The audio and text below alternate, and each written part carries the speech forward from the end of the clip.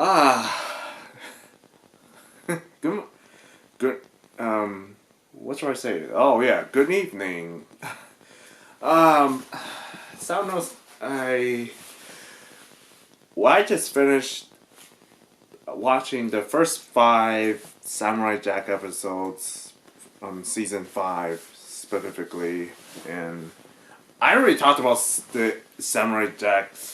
I mean, episode one for season five. So if if you're if you're expecting me to see a review, or just click back, because I'm gonna be saying some pretty spoilers.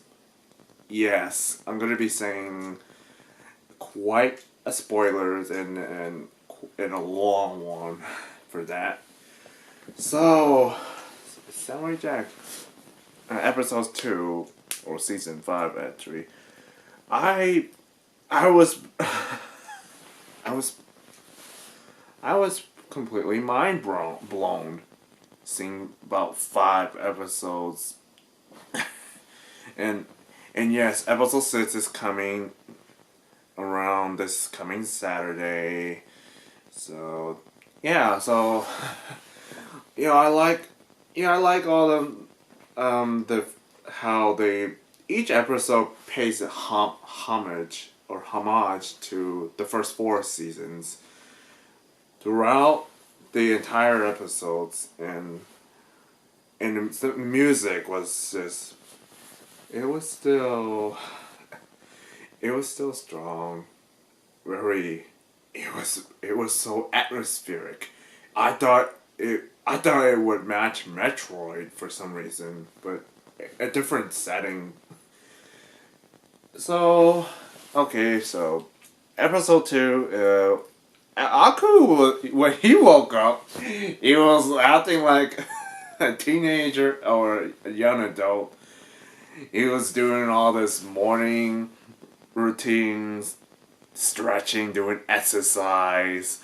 He did some squats, and the robot um, droid was asked Aku, "Hey, the mud there your subjects are paying you tributes." Aku came up and see mud people making a mess. Aku was looking at him and he's like, "No, hey, what are you doing? That's, I was just cleaning up my floor. You're making a mess." No, ow, ow, ow, ow. Then the scientist came and said, "Lord Aku, I just give you the most epic beetle drone ever." And he said, "Why should I care?" You were just you wanted the samurai to be gone forever, remember? He's like, oh, that samurai, that was the old Aku. This is a new Aku, and he doesn't care about the samurai, running around like a crazy madman, and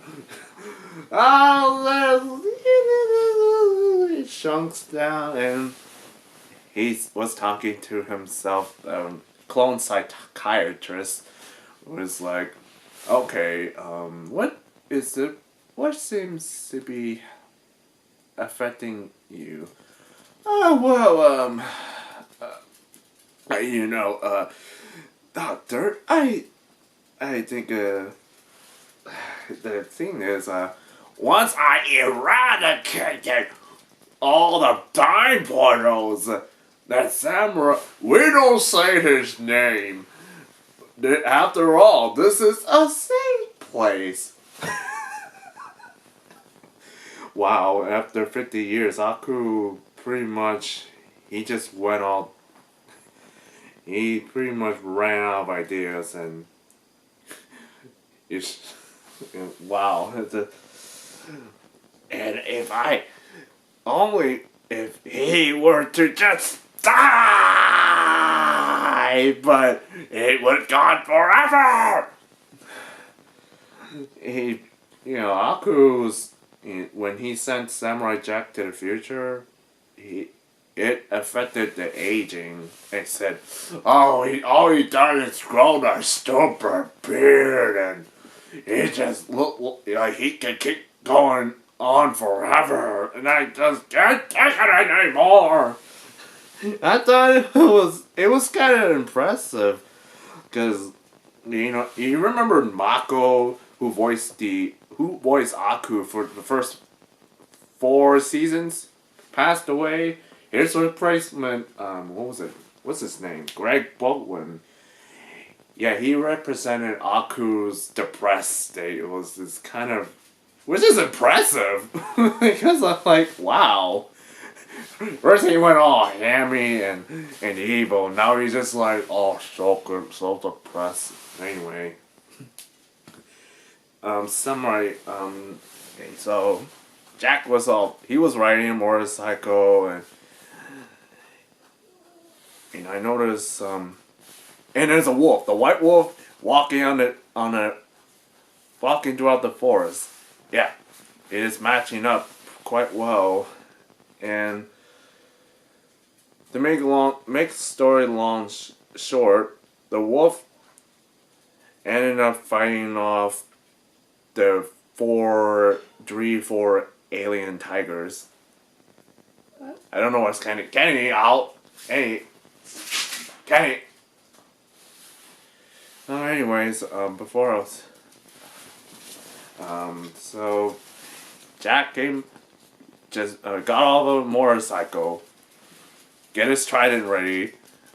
The rumble begins. Giant beetle came running around and try to charge at him, but done. 10 seconds. 10 seconds. It was done. I wonder what the scientists' reaction be like. They'll be like, "How? That's impossible!"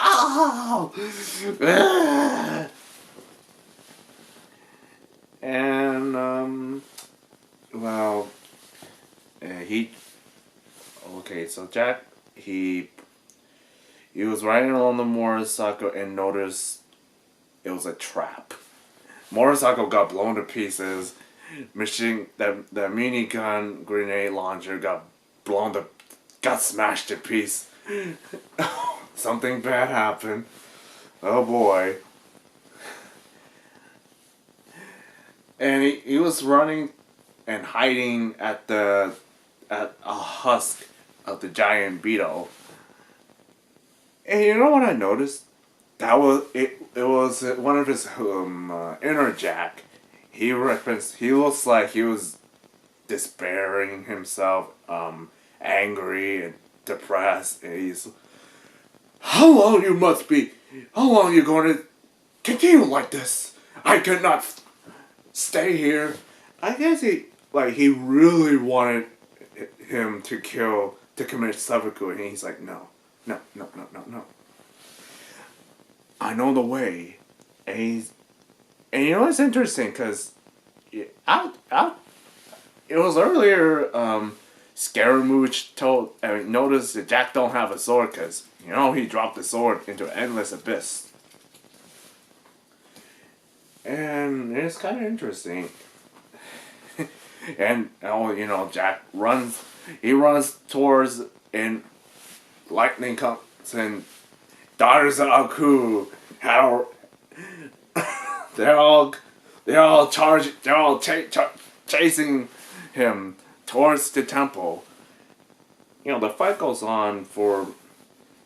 It was a cat and mouse game, and it was impressive.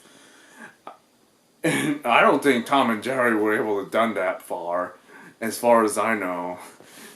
Oh my god. Tom and Jerry look at it and be like, nope, I'm out.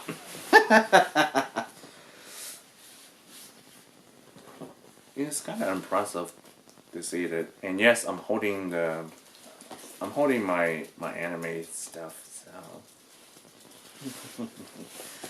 so what happened is, Jack he had not been in a fight this serious in years, and daughters of Aku are the toughest one yet. Yes, this series, and he, and he thought they were robots. No, they were humans. Human girls sent to kill him, and he was horrified when killed the he killed the girl, and my goodness, he was shocked and mortified. Got a knife stuck to him. Like, oh my goodness. And he tried to get himself in time to escape by blowing up the temple hallways using Scaramouche's knife, the tuning knife, and fell in the river. White Wolf was like in coma. The alien tigers and they were dead. So, and then episode 3 this is getting very interesting. So he was left floating on the river.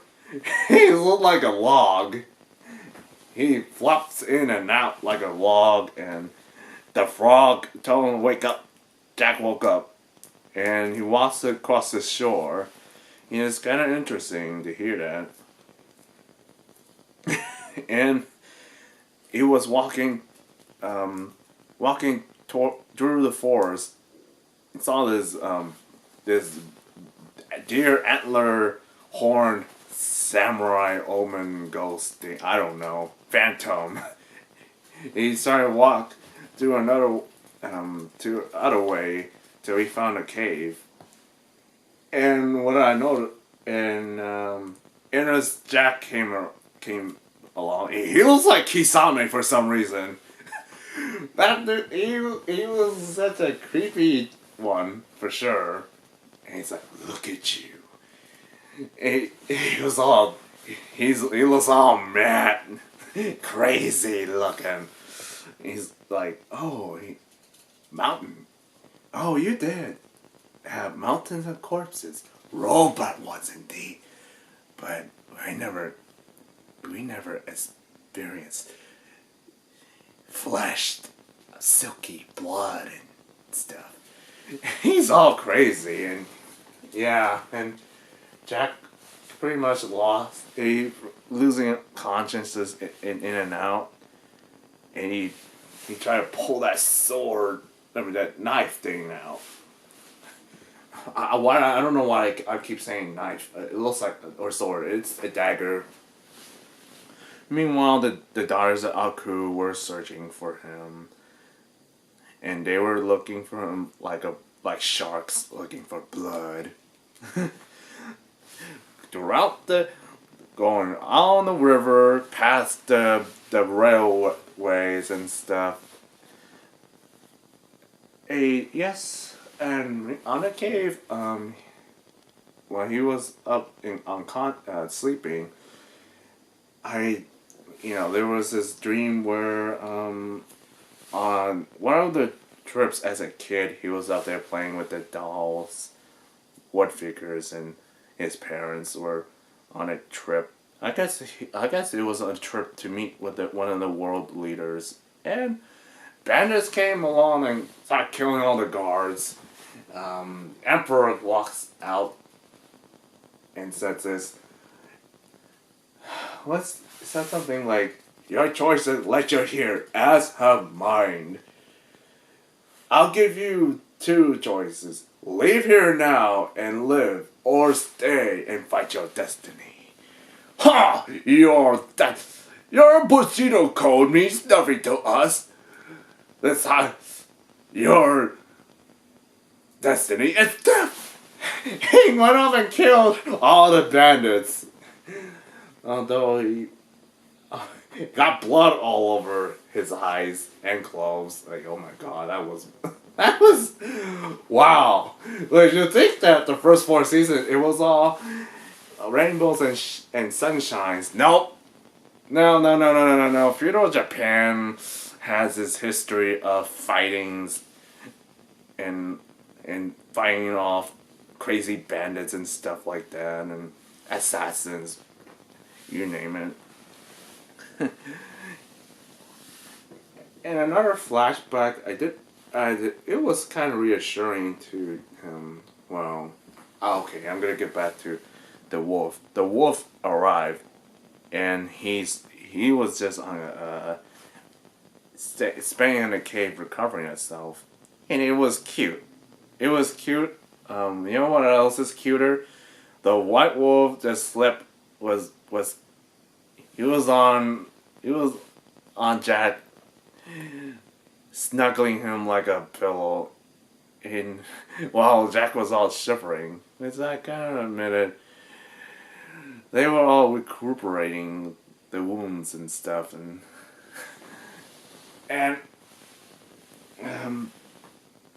the second flashback of the Emperor was he told him that whatever actions he choose reflect who the person is, and it is some Bushido code, but I found it very impressive. Oh boy, this is gonna be a long story. To make his story short, he had the first round with the daughters of Aku. The second round, he echoes his father's words and gives the girls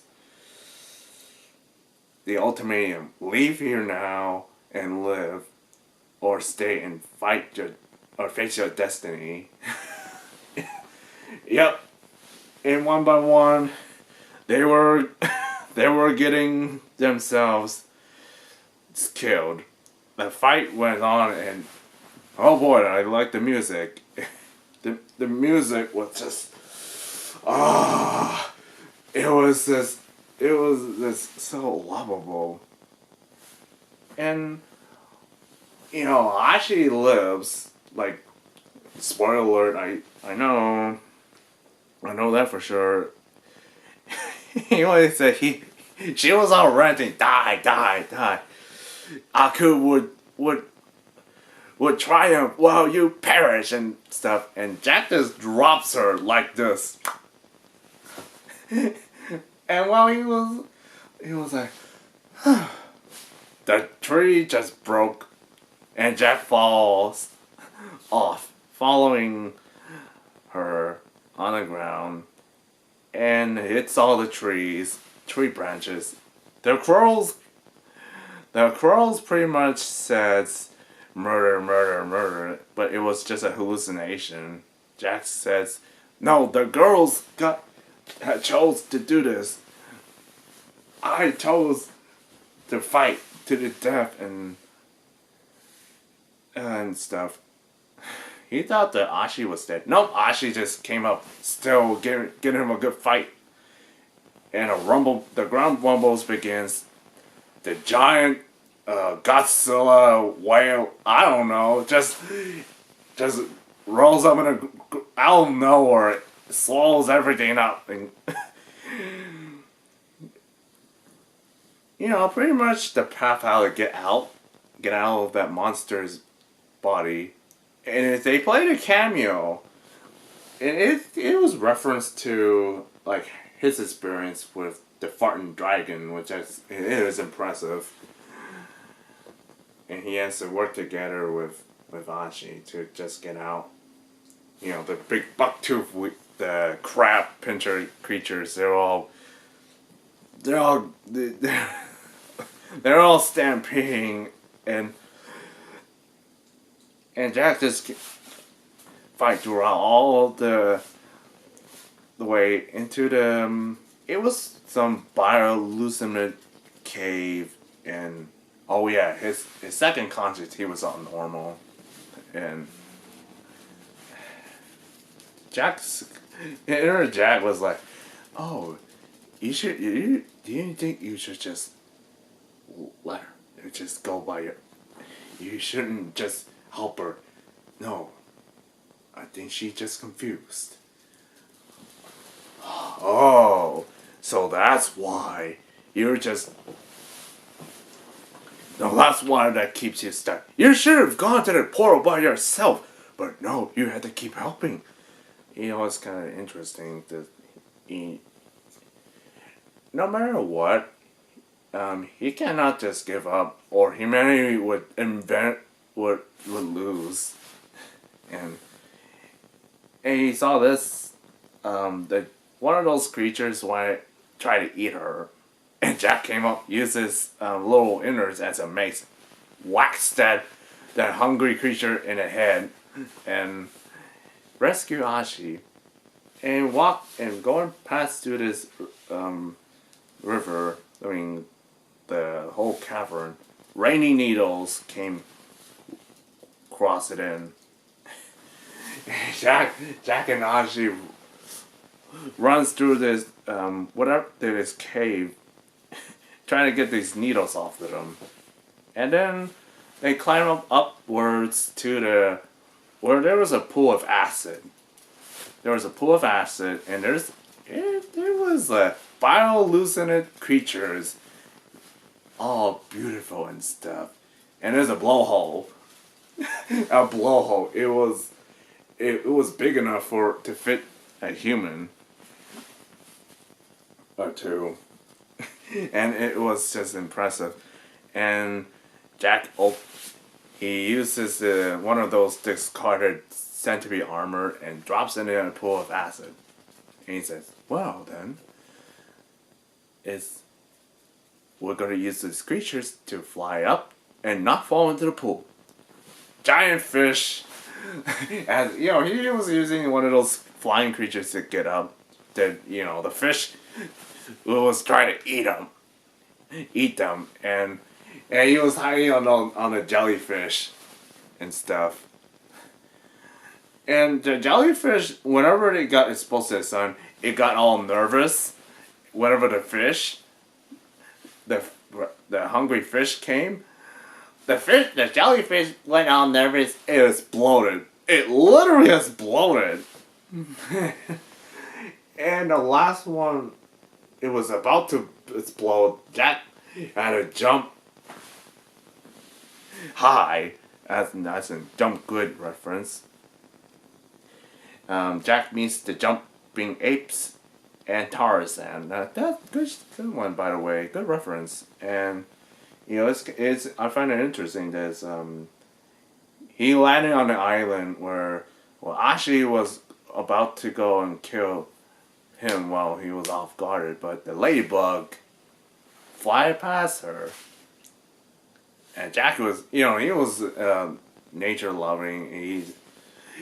He let the ladybug land on him and fly off. Ashi's start remembering the flashback of her during her training session with her sisters, and she goes, "Oh wait, ladybug." Her mom's like, "Nope, nuh-uh. This is not one of those missions. Your mission is to kill the samurai." Squish the ladybug. Jack didn't. He just let go of the ladybug, and Ashi just drops that sight and sits down. and this. Oh yeah, the whole crater where there was I did notice that the crater looks a lot similar to when that Aku as his blob meteor first hit Earth, and it's kind of weird because the whole Aku's lair was it was empty. It's just a crater with an ugly tree. The whole army the Scotsman had assembled. It has the Romans. It has the medieval knights, and it has an army of extra curvy daughters. Yuck daughters. Including Florida. The Scotsman was like, yeah, we finally found it. Florida came up, and Scotsman's like, Florida, what are you doing? Cover yourself. This is not a date. And she goes, Dad. When, the army went up and tried to break through Aku's lair, despite the fact that you need the divine soul, item, like the samurai sword that was forged from this divine out of divinity to really hurt him. Aku was like, he was sitting on a throne all sulking, and he noticed the army was trying to break in. He's like, I'm gonna go and get my melees. Aku just went up, charging. And yeah, pretty much. And pretty much wipes out the whole army. And you know, it's just... He just smashed the whole army and everything goes to hell. The Scotsman so notices and says, "Time to go, ladies." And he was distracting him, which is... I know, the Scotsman isn't what he used to be. He was really crippled and he can't do as much as he used to. And I noticed that, yeah, by the time this is gonna be a long time, and I'm gonna end this one as after I'm finished talking about the Scotsman and Aku, and you know, they met the first time, and he really called him a tree ogre, and whatever he made a speech about Aku pretty much struck Aku's current self, where he said, "You've been hiding your crib for a long time. You expecting somebody to kill Jack for you? Why don't you go kill him yourself? Why don't you go back to your big mama?" Aku just zaps him. Sword got broken in half, and he got reduced to a skeleton. Which I wish for love of God he would say something. "Ah, you call that a laser beam? Me Grandnam can shoot better than you tree ogering fire and poof." Aku went back all depressed. He's like, "Ugh, why should I be hearing this?" Ugh. You know, as the daughters came up to pay tribute, the Scotsman came back as a ghost, and he's like, the daughters were shocked as, "How did you came back?" "Celtic magic," and he went, "Let's go back to and regroup and have a big army. But first, we must find the samurai and make the big baby out for good." You know, it is gonna be a long spoilers, and yeah. So, coming back for part 2, and I'm gonna be saying it more right now.